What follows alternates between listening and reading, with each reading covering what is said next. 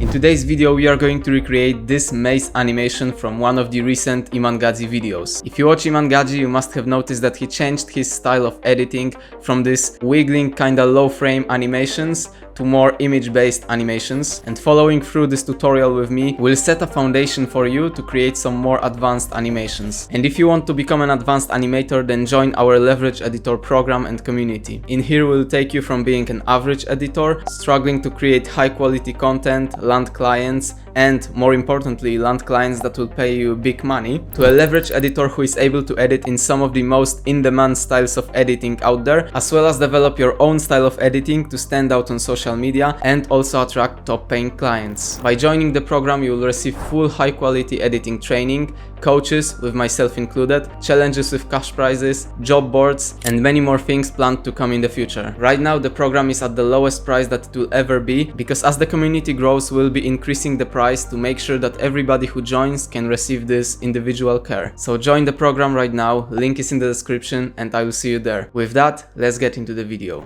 Okay, so we are in After Effects, and the first thing to do is to create a horizontal composition. So the width should be at 1920 and the height at 1080. I will set the duration to about 30 seconds and click OK.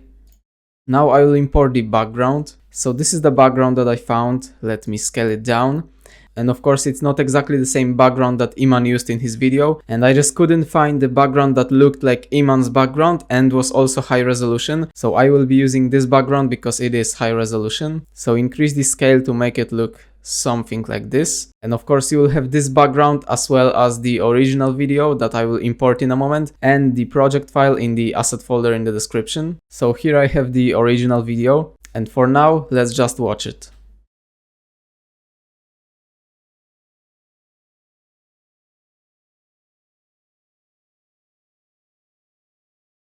Okay, so there are a couple of things here. The first one is obviously this labyrinth. The second one is this arrow with a glow and noise around it. The third one are obviously the directions, so north, east, south and west. And also the background that I already imported. But when you look at the background, you can see that there is an effect applied on the edges of the background. It is there throughout the whole video. And this effect is a vignette. So let's hide the original video for now and apply vignette. So with the background layer selected, search for vignette, CC vignette, apply it and tweak the amount. I would say maybe even 200. It's giving us this darkness at the edges. So right now I have to create this labyrinth, and I will do all of that in After Effects. So with nothing selected, click G to select a pen tool and start drawing a labyrinth like that. But there is one important thing when creating this labyrinth, and it is that this wall, so the wall that is getting destroyed later in the video, right there, should be created separately. So this cannot be just one straight line. You have to create 3 straight lines. One line like that, and the second line, the wall that is getting broken, and then the third line from here to there. So let's go at the start and I will start creating that. The outer stroke I think will be at 5 pixels, and right now change the color using the eyedropper tool to the color from the original video. Let's maybe also decrease the opacity of the original video to 50. Now create the line that is getting broken later, and to do that and be actually accurate with the position of the line, we can copy the line that we just created, so Ctrl D, open the position on that and move it to the right. Like that, so it's perfectly aligned. And right now with this layer selected, click S to open the scale, unlink the scale parameter. Now using a free plugin that is called Motion Tools, you will have the link to this plugin in the description. We can position the anchor point perfectly so it's on the left side by clicking here. And right now when we decrease the scale of the width on this line, you can see that it's getting decreased from the anchor point that we just moved to the left. And now make it so that it's perfectly in the place where we want it. So right there. And now important thing is to copy this layer, because we'll actually need 2 of those, because the 2 parts that are getting broken later in the video, I can show you. Right there you can see there are 2 parts. We'll animate them separately. So duplicate this layer, and I will also label them by changing the color of them to something that will stand out, so maybe fuchsia. And now I can also adjust the anchor point and put it in the middle by using Motion Tools plugin. Okay, and we can continue with creating the upper line. Hello, this is me from the future, and I just wanted to tell you that right now in the video there was a part when I was explaining why you should make all of the outer lines double lines. So basically, instead of creating one line here, you should duplicate it and make it double line. But actually you don't have to do that, because later in the video I noticed that one line will be enough, and I thought that I have to use double lines because when you look at this outer line right now, you can see that the part that will be broken is wider than the other part of this line, and because of that it's standing out. But later during the tutorial, when we'll be breaking this line, we'll be using mask on this one. So I can show you if I create a mask right now here. You can see that this mask automatically made this part of this wall the same width as this here, but actually it is still duplicated, so I can delete it.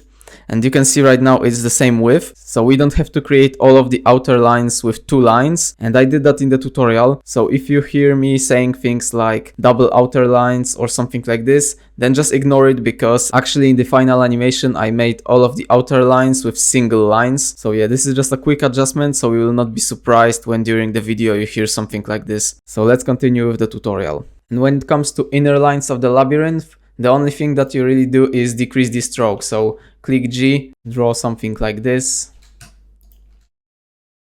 Of course, remove the fill and set the stroke on the inner lines to 3 pixels, let's say. Yeah, and that's all. This is how we create the inner lines.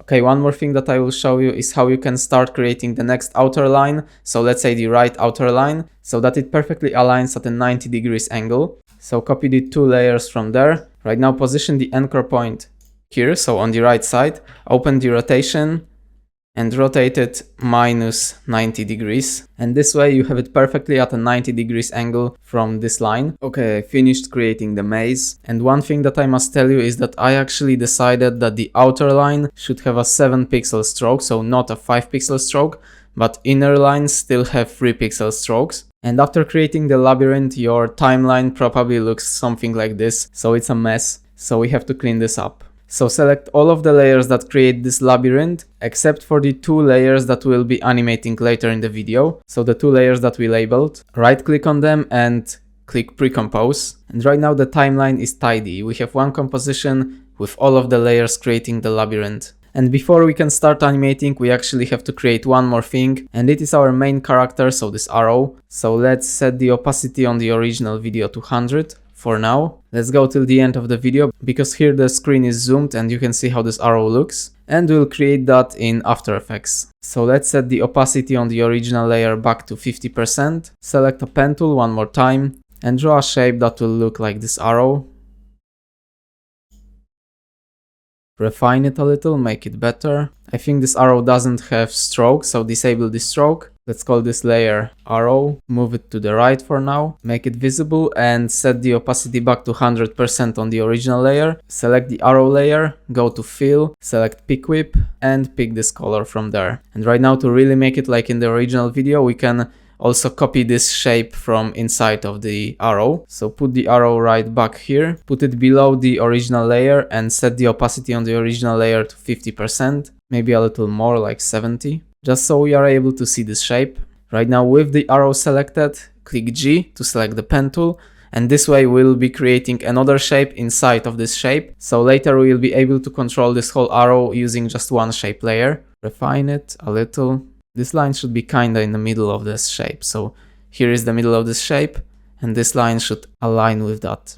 Okay, I think it's pretty good. Now when you go to contents on the arrow, you can see this shape. You can open it here, go to fill, move the whole arrow to the right, of course, set the opacity on the main layer to 100% and move this arrow above this original layer. Go to the arrow layer, go to contents, shape 2, fill, and pick whip this color. And I think I will also make it a little darker, like that, because in the original video it's also lightened by the glow. So I think this is pretty good, and maybe also we'll change the fill on the main shape to make it a little more yellow, because as I said, when we apply glow to that, it will make it lighter. So like that is okay, I think. And the arrow is ready, and we are able to control it with only one layer. Now put the anchor point in the middle of this arrow. We can again use motion tools. Let's go to the start of the animation and decrease the scale to make it like in the original video. Let's also rotate it. Okay, and now the next step will be to create text, so 4 directions. So to do that, right click here, go to new, text,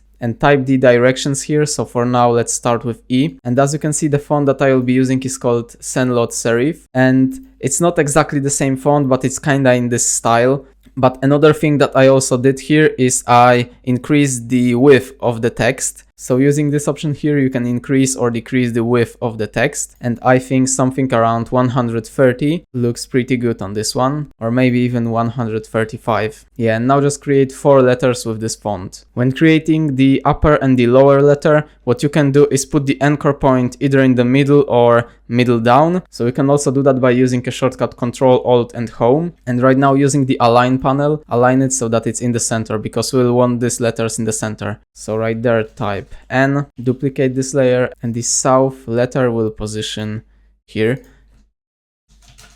Okay, so this is done, but now when we go to the original video, I will solo this layer for now. You can see that there is also this kind of dirt on this layer.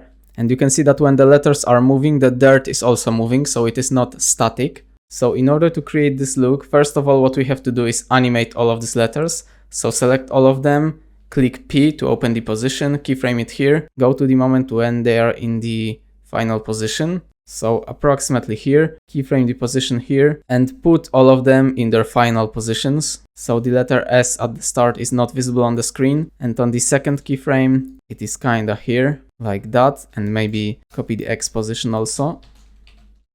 Okay, when looking at what I created right now, I think I will also increase the scale of this background so that these folded parts are not visible. So let's set it to 70. Yeah, that might be good. And also I have to make this background a little different color because it's way too bright. And to change that, apply an effect, hue and saturation to this background, decrease the lightness on that, and also decrease the saturation, maybe increase lightness a little. But decrease the saturation to something like -40 and lightness on -18. And now it looks more like in the original video, except for the fact that I think our maze should stand out more. And also I think we have to put these 2 layers in the labyrinth composition. So copy them here, go to labyrinth composition and paste them here. They are in the right place, and right now we can delete them from there. And we do that because later we will want to distort this maze, and we want to distort all of the lines creating this maze, so also these 2 lines. And to make it stand out more, we can also apply an effect, hue and saturation to that, and increase the saturation. Also maybe decrease the lightness to -10. Yeah, now I think it looks cool. Now let's maybe animate these letters not looking at the original video. So open the position on them, and at the second set of keyframes on position, let's move S a little higher. So like that, because the whole screen will be zooming anyway. Also let's align it so that it's in the center.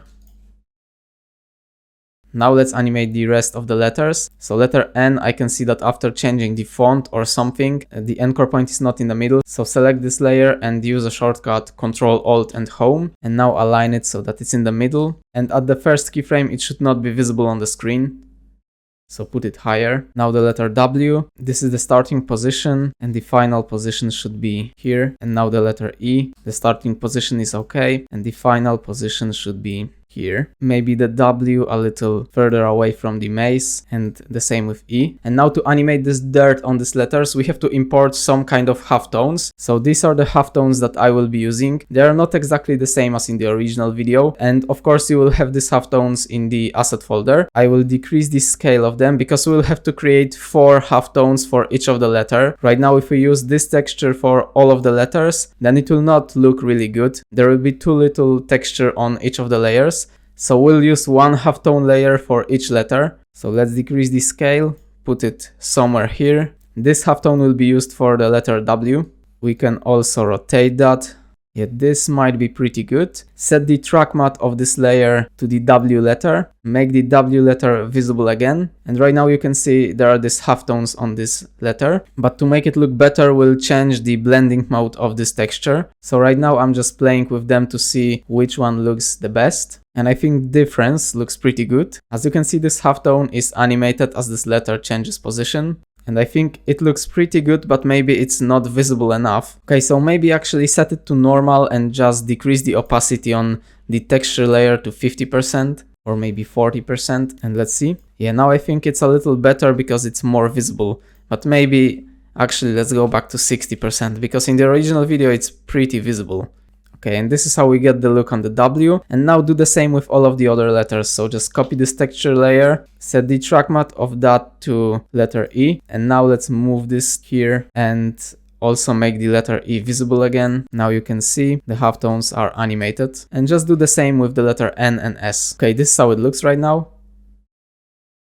And this is how we create this dirt effect on the letters. Let's go to original video. Let's solo that. One more thing that we have to do with the letters is to make all of these keyframes smoothed. So select all of them and click F9. Then go to graph editor and we have to create an ease in animation. So select the latter keyframes and move the handle like that. This way most of the animation is happening at the start. So at the start these letters are going fast and then they are slowing. Maybe even more, so select the first set of keyframes and move the handle like that. Yeah, this looks pretty good. Okay, so now before we start animating this arrow, there is, I think, only one more thing to do, and it is to apply this grainy glow to this arrow. So to create this grainy glow, what we have to do is go up here and select ellipse tool and draw a perfect circle by holding shift, kinda this size I would say, and let's set the fill of that to the color of the arrow. So this one, put it kinda in this place and now move the arrow above it. So move the arrow at the top of the whole composition. Maybe actually change the fill of this ellipse to slightly lighter yellow. Now apply an effect noise to that and crank up the value. Set it to, let's say, 100%. And now apply another effect, Gaussian blur, and also increase the value by a lot. And uncheck this box, repeat edge pixels. This way it's not limited to the box. Crank up the value to something like, I would say even 60. No, maybe 45, maybe 53. And now put the noise effect below the Gaussian blur. And let's uncheck the use color noise box and increase the blur even more. Actually, let's set the color to more yellow color, something like this. Put the anchor point of this ellipse in the middle of this shape. So Ctrl Alt and Home. And now put it kinda here. I actually think it looks good when we check the use color noise box. So when it's unchecked, it looks like that. And when it's checked, it looks like that. So I think it looks better with this box checked. And now let's apply the glow to the arrow layer. I will use deep glow because it just looks much better than the standard glow in After Effects. But if you don't have a deep glow because it's a paid plugin, you can just use normal glow from After Effects. I will decrease the radius to 250.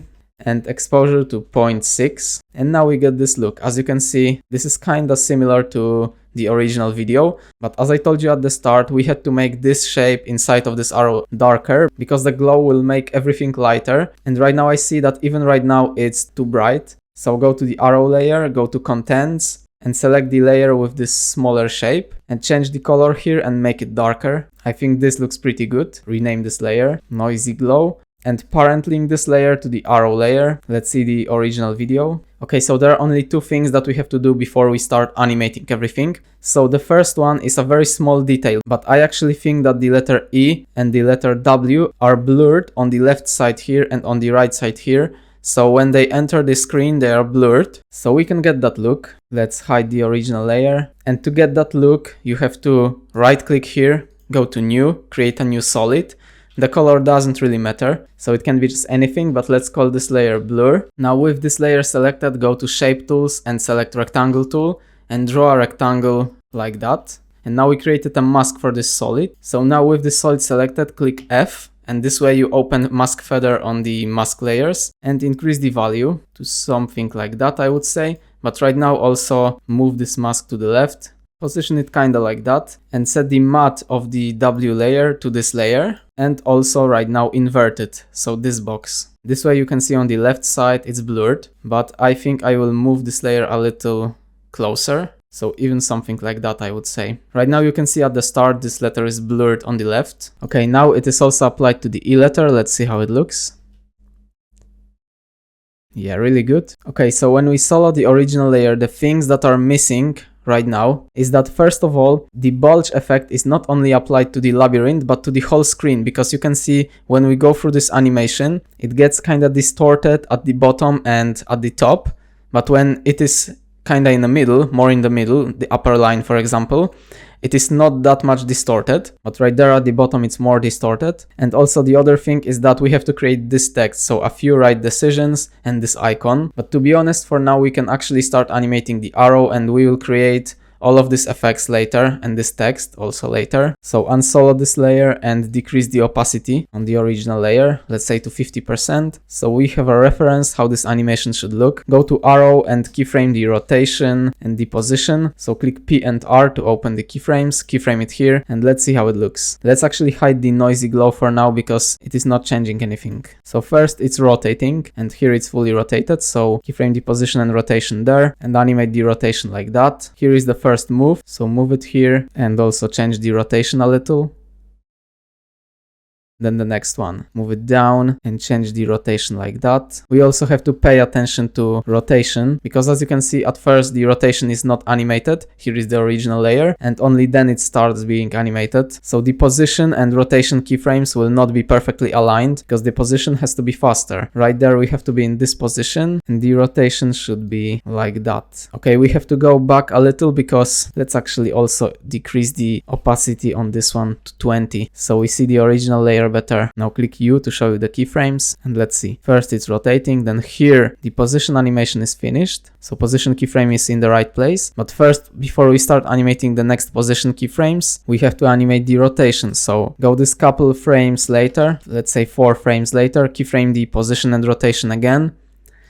Copy the position keyframes from there and change the rotation like that. Okay, one more thing that I will show you how to do, and then I will just recreate this whole animation by myself and get back to you when I finish. But first I will show you how to ease these keyframes, because you can see that at the start the position animation is slow, then it is fast, and then it is slow again. Let's unsolo this layer. So let's select the position keyframes and click F9.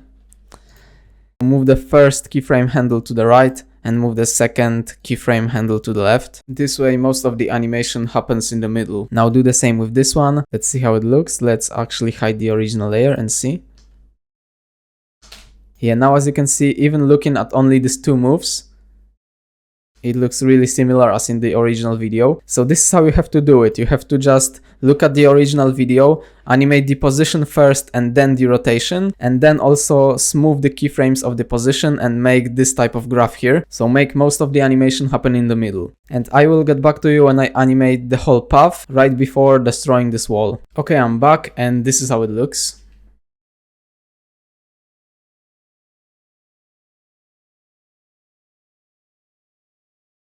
Actually, one quick adjustment: when I look at the noisy grain, I don't like the positioning of that. I think it should be a little lower. And maybe also let's disable the use color noise box. Yeah, I think let's keep that disabled. But one more thing that I will do is select all of the rotation keyframes and also click F9 on them to smooth them out. This just looks a little differently, but I think it should be like that. I think these keyframes should be smoothed, but we don't have to create the type of animations that we created for the position keyframes. And when you look at the rotation keyframes, this is how it looks, and we can leave it at that. One more thing, I will actually decrease the opacity of the noisy grain. So let's set it to 80% maybe. Yeah, now this arrow stands out more. Okay, so before we create the final breaking animation, we have to animate the zoom in and create the text. Few right decisions, I think, if I remember correctly. Yeah, a few right decisions. So in order to zoom everything, you have to create a new null object, connect everything that is here except for the original layer, of course, and except for the layers that already are parented to something. So noisy glow, parent that to this null object. Go to the null object and keyframe the scale and the position at the start. So up until almost the very end, there is zoom animation. I think here we are not zooming anymore. So keyframe the scale and the position here, and keyframe the scale at the start, and at the end, increase the scale so it matches with the original video. So basically I'm looking at the sides and now also position. Let's hide the original layer and see how it looks.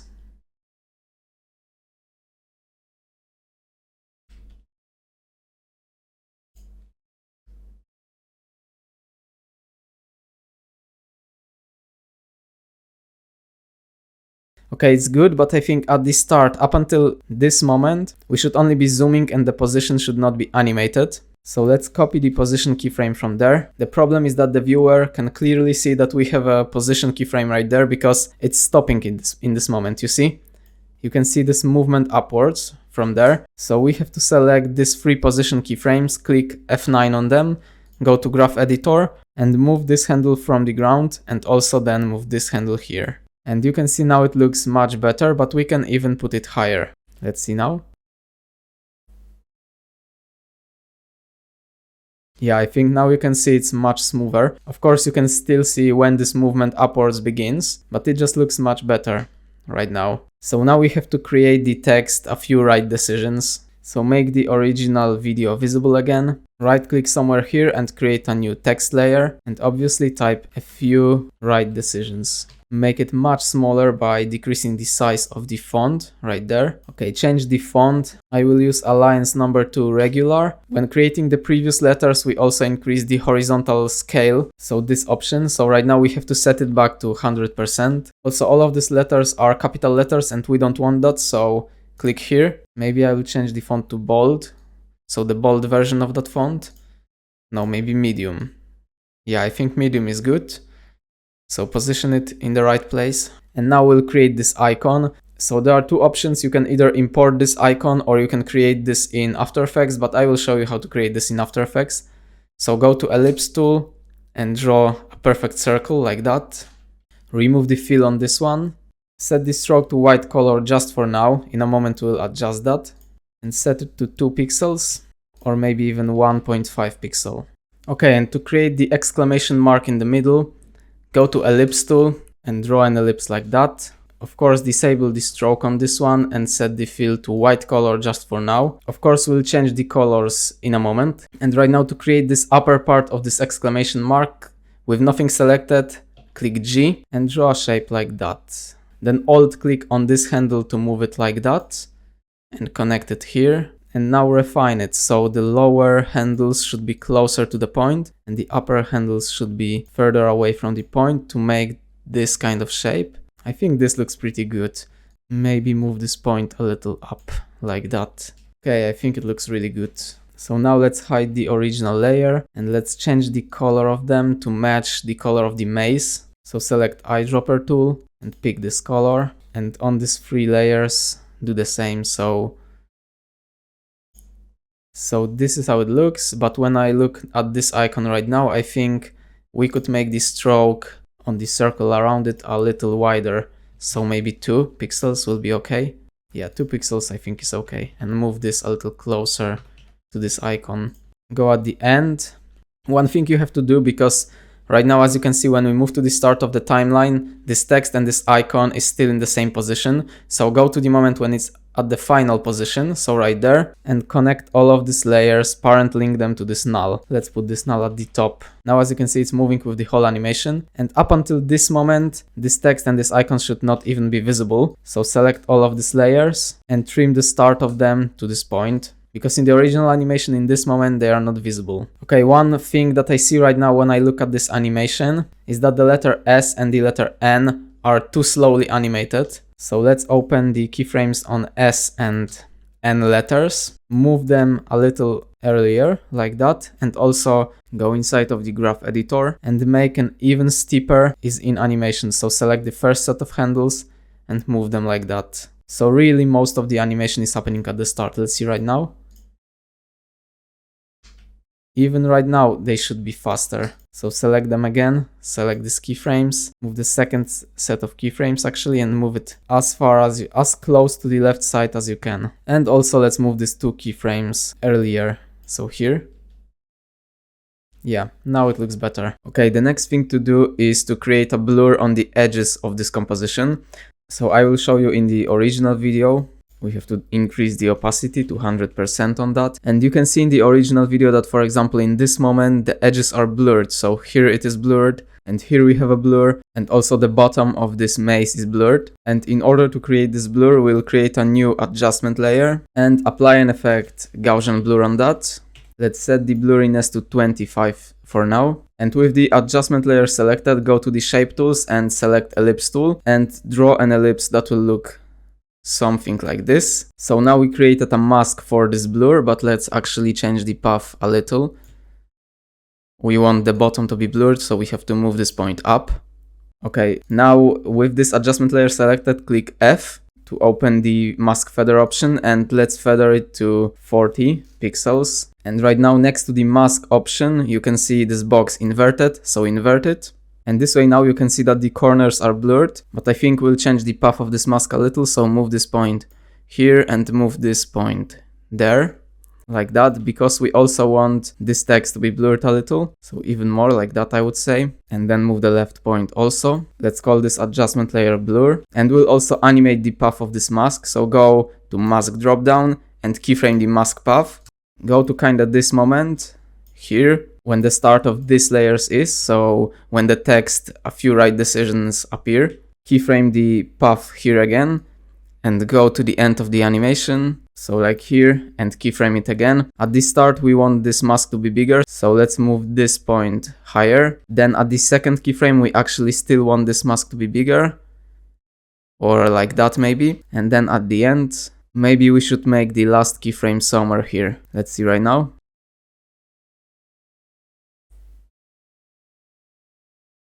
Yeah, I think it's pretty good. But one more thing that we can do is, I think the big letters should not be blurred.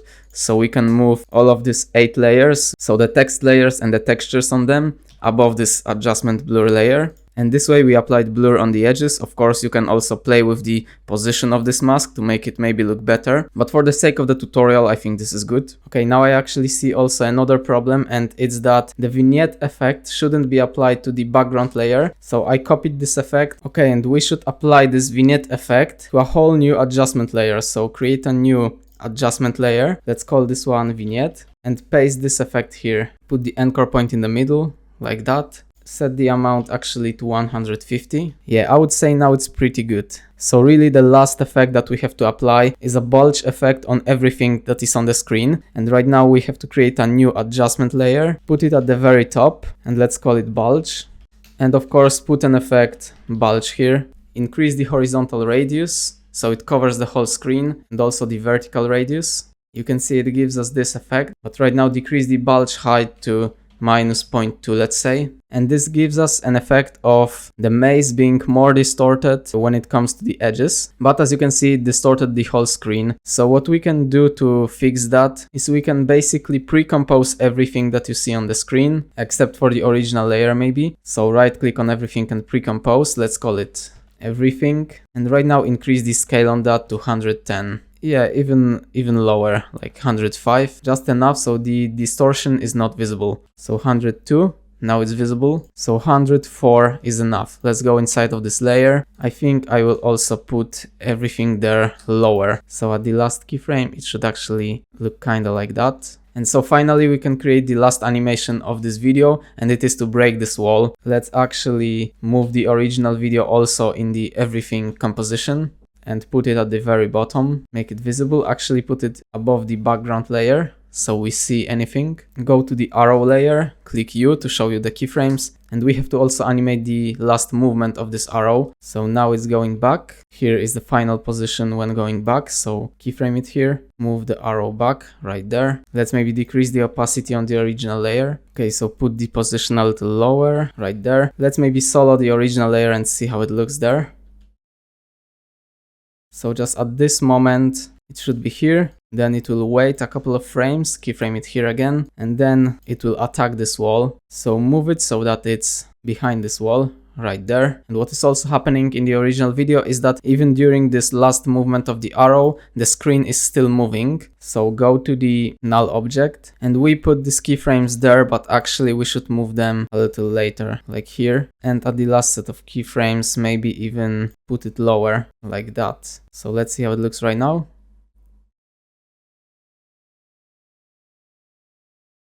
Okay, it's good. So now let's find the moment of the impact. So it's here. Let's mark this moment, Shift+4, go to the labyrinth layer, and our playhead is already in this moment. So let's mark this moment. This is the moment of the impact. And to animate these 2 layers, so I thought of 2 ways of animating that. The first one is by using an effect CC Pixel Poly, but it is actually pretty complicated and I didn't manage to get it exactly how I want it. So I decided to create these two layers. So right now what I can do is select one of these layers, and let's say this will be our right side of the layer. So let's call it right, and this will be the left side. So let's call it left. So now with this layer selected, click G to select pen tool, go up here and select tool creates mask. And right now we'll create a mask for this layer. So for the right part of this line. So draw something like this. You can see that now this part got thinner. So right now go inside of this mask and copy this mask and apply it to the left side. But now right there, select this layer and move only these 2 points like that. This way we perfectly created the two sides of this line, you can see. And now when we move this layer, the mask also moves with it. So we have full control over what is happening. So now go to the moment of the impact and keyframe the position and rotation on both of these layers. Let's go like 20 frames ahead and let's put the right layer somewhere here. Also animate the full circle like that on that. Okay, now we have some feedback of what is happening, and the problem is that we have to put the anchor point in the middle of this line, of this part of the line. So here, and on this one we will also move anchor point here. This way when it will be rotating, it will be rotating around this anchor point. Okay, it's rotating way too much, I would say, so minus 200 maybe. Let's see.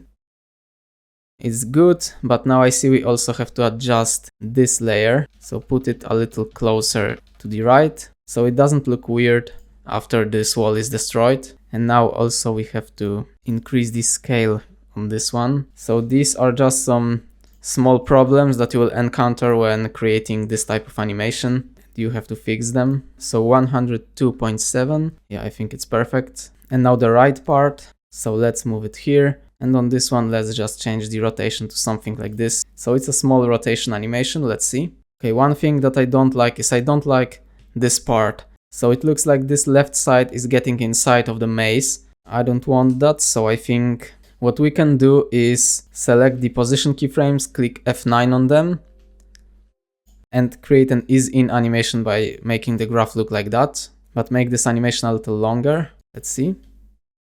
No, it doesn't look good. Actually, maybe also smooth the rotation keyframes and also create an ease-in animation so that this animation really looks like there is some kind of impact on the wall. Yeah, it's pretty good, but what we can do is move it even further away. So now apply the same easing to this keyframe. So select them and click F9, go to the graph editor and create a graph like that.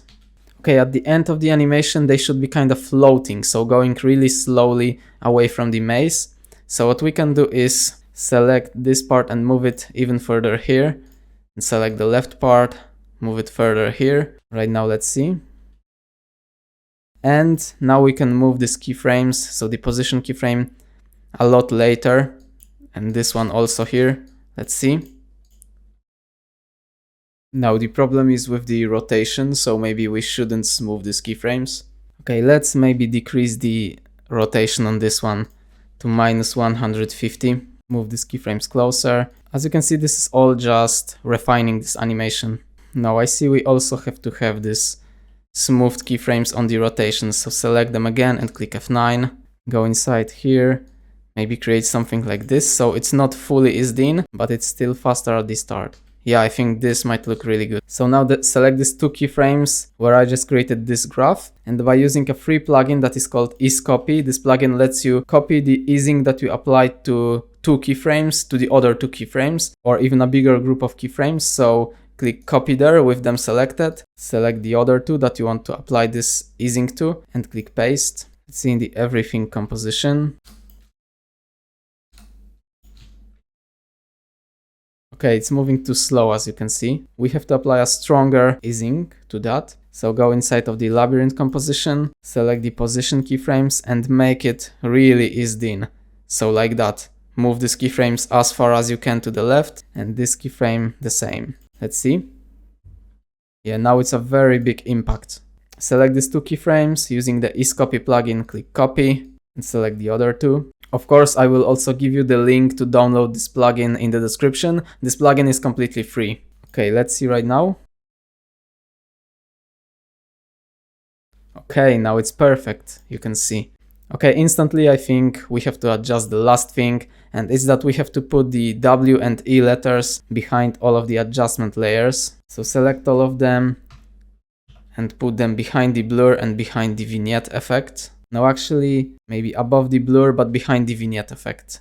Yeah, this is how it should look. Okay, when I look at the final video, I see that there is one more thing to adjust, and it is that somehow during this animation we lost our halftones on the letters. And I think it is because I parented these texture layers to the null-free object, and I shouldn't have done that. So let's remove the parent link on all of these 4 layers, set it to none. And the other thing, except for removing the parent link, is to put them above the text layers, because we also moved the text layer above. So now we have to move these texture layers above them. And as you can see right now, the halftones are applied again. So this was just a small adjustment. And so let's see how the final animation looks.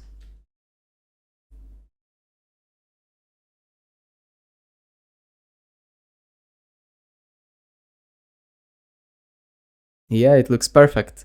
The last thing that is really animated in the original video is that this arrow is also leaving the screen. So that's pretty easy, you already know how to do that. So this is everything in this video. And if you want to learn other popular styles of editing like Danko, Vox or Ali Abdal, then make sure to join our Leverage Editor program and community, where we'll take you from being an average editor to an advanced editor, and you will be able to create high quality content and also land high paying clients. Link is in the description and I'll see you there. And with that, thank you guys for watching and see you in the next tutorial.